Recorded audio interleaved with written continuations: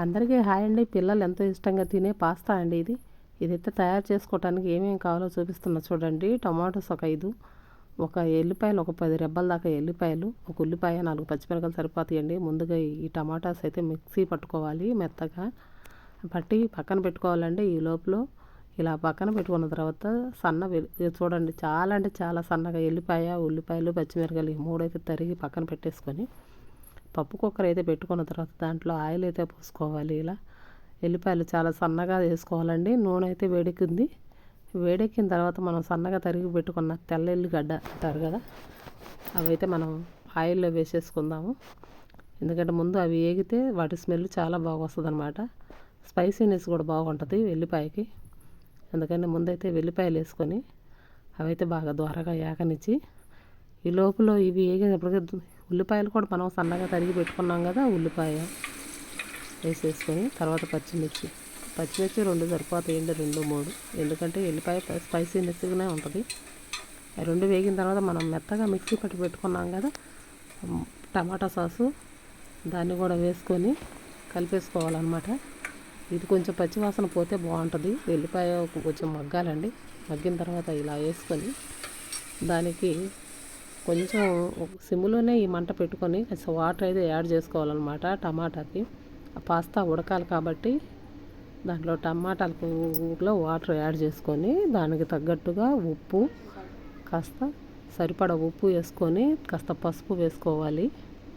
పసుపు కూడా సరిపడా మనకి ఉంటుంది కాబట్టి ఐడియా. కొంచెం కారం కొంచెం తక్కువ వేసుకున్నా పర్వాలేదండి మనకి, ఎందుకంటే ముందుగా ఎల్లిపాయలు వేసుకున్నాం కాబట్టి.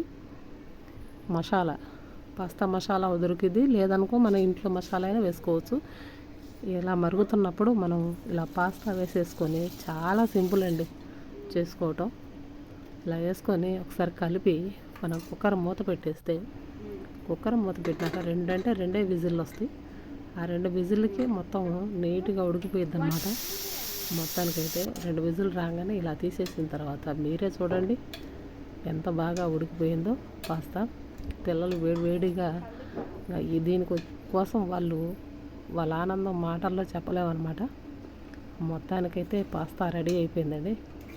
ఇది వేడివేడిగా తింటేనే బాగుంటుంది అనమాట. అందుకనే తీసుకొని మా పిల్లలు పైకి వెళ్ళి వేసుకొని కూర్చొని చక్కగా వాళ్ళకి నచ్చినట్టుగా కూర్చొని, సాయంకాలం కాబట్టి నాకు చక్కగా తినేసి చూడండి ఎలా ఉందని అడిగితే వాళ్ళు చూడండి ఎలా చెప్తున్నారు. మొత్తానికి ఎలా ఉంది రిషి? పిల్లలకి అది ఒక ఆనందం అండి. వాళ్ళకి నచ్చినవి చేసి పెడితే ఎంత ఇష్టంగా తింటారు. మొత్తానికి అది తిని అయిపోయిన తర్వాత వాళ్ళు చూడండి ఆట అయితే ఆడుతున్నారనమాట. వాళ్ళు ముందుగా మా ఛానల్ అయితే లైక్ చేయండి, షేర్ చేయండి, కామెంట్ చేయండి. మీ అందరికీ నచ్చిందని అనుకుంటున్నాను. లైక్ చేయటం మర్చిపోవద్దండి. మొత్తానికైతే తిని ఇలా సెలవులు అయితే అయిపోయినాయండి. ఒక రోజుతో అందరూ ఎటోళ్ళు అటు వెళ్ళిపోతారనమాట.